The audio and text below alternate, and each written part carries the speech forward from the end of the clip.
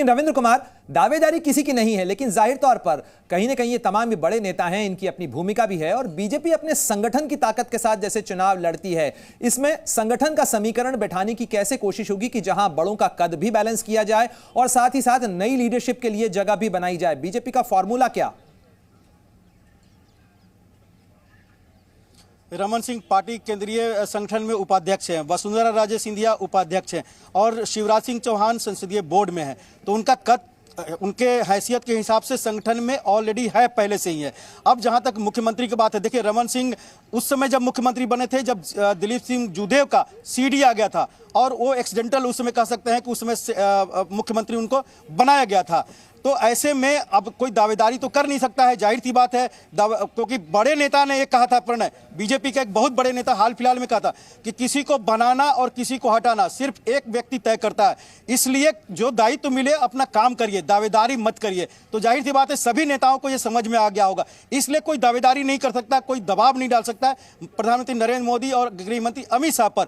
जहां तक वसुंधरा राजे सिंधिया के यहाँ पर आने का है, भले ही उनके 30 से 40 समर्थक विधायकों की बात कही जा रही है, लेकिन ऐसा नहीं है कि 40 विधायक यहां पर धावा बोल दें दिल्ली में कि नहीं वसुंधरा राजे सिंधिया को ही आप मुख्यमंत्री बनाइए। ये अब कतई नहीं हो सकता, क्योंकि उनका अपना भविष्य ही लटक जाएगा वसुंधरा राजे सिंधिया के कारण से। तो ये वजह है कि जो पार्टी तय कर लेगा, जो प्रधानमंत्री नरेंद्र मोदी तय कर लेंगे, गृह मंत्री अमित शाह उस पर मुहर लगा लेंगे अपनी संगठन द्वारा, उसका नाम घोषित हो जाएगा। और देखिए कि जो बात हो रही थी, कल प्रधानमंत्री का काफी व्यस्त कार्यक्रम है शुक्रवार को, ऐसे में शनिवार और रविवार को ही 2 दिन के अंदर ओथ होना है, शपथ होना है तीनों राज्यों में। तो जाहिर सी बात है पर्यवेक्षकों की घोषणा भी कल हो जाएगी और परसों दिन शनिवार या रविवार को तीनों राज्यों में दोनों मिलाकर 2 दिन में शपथ ग्रहण भी हो जाएगा। तो अब रहा कि मुख्यमंत्री कौन बनेगा, वसुंधरा यहाँ पर आई है, उनसे बात करेंगे जेपी नड्डा। शिवराज सिंह चौहान को मैसेज कर दिया जाएगा कि आप बन रहे हैं या नहीं बन रहे हैं। और जहां तक छत्तीसगढ़ की बात है तो वहां पर रमन सिंह कतई नहीं है अभी है, ये मान के चलिए, क्योंकि केंद्रीय नेतृत्व का साफ तौर पर मानना है कि रमन सिंह अब वो एपिसोड इतिहास हो गया है। वहां पर रमन, वसुंधरा और शिवराज, ये काल जो है समाप्त हो रहा है और नए लीडरशिप को जगह दी जानी चाहिए। रविंद्र बिल्कुल ठीक कह रहे हैं आप। मैं आपकी भी और साथ साथ रवि त्रिपाठी की भी एक छोटी टिप्पणी चाहूंगा इस चीज के ऊपर कि बीजेपी जिस तरीके से एक मैसेज देने की कोशिश कर रही है, जैसे चुनाव लड़ा गया उसमें सांसदों को लड़ा गया, यानी एक नई लीडरशिप की स्पेस क्रिएट की गई और इस लीडरशिप को जैसे एंडोर्समेंट मिला है, कहा जा सकता है जनता ने भी इस पर मुहर लगाई है और इसी के अनुरूप अब मुख्यमंत्री के चेहरे पर भी तय होगा। रवि बिल्कुल बिल्कुल सही कहा आपने। देखिए आपने कहा ना कि पुराने लीडरशिप के जाने का वक्त हो गया और नए लीडरशिप को खड़ा करने का वक्त है।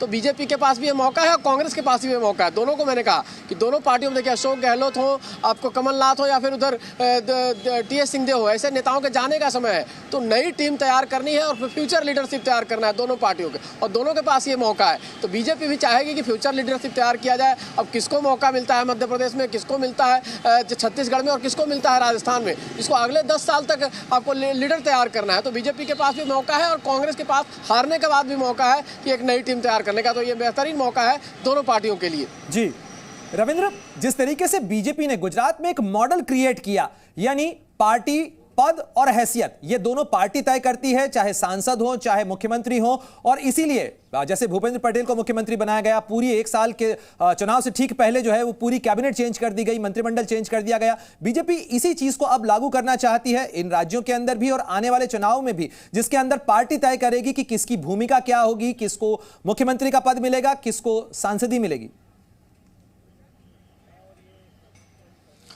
प्रणय, बीजेपी के सामने या नेतृत्व के सामने एक झारखंड का उदाहरण है, जहां पर रघुवर दास को बनाया गया लेकिन संगठन की हालत वहां पर बहुत अच्छी नहीं हुई और चुनाव हार गए, कोई नेतृत्व खड़ा नहीं हुआ, इसलिए बाबूलाल मरांडी को लाया गया।